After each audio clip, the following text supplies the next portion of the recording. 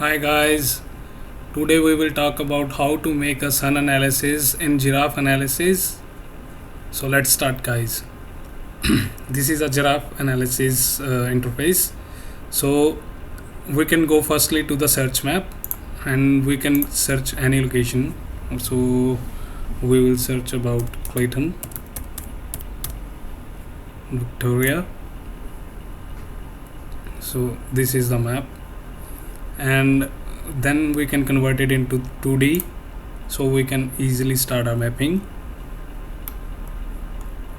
We can find an empty space. Yeah, here it is. So firstly we will convert it into 2D, then we can go to the layers and select a drawing layer.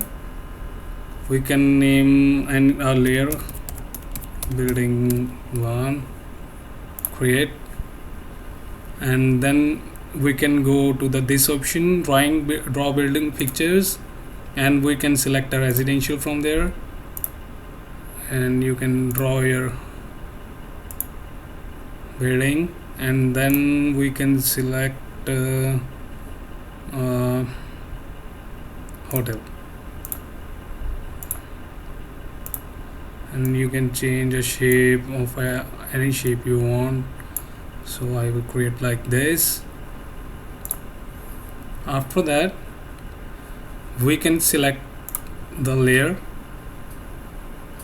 and then we can go to the solar, and then we can run the sunlight hours analysis, and here you can see, and then we can convert it into 3D.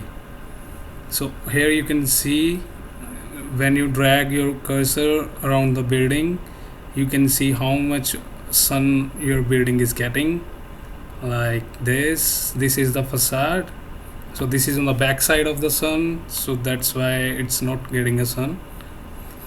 So this is how you can create a sun analysis, and we can change the winter solstice from there.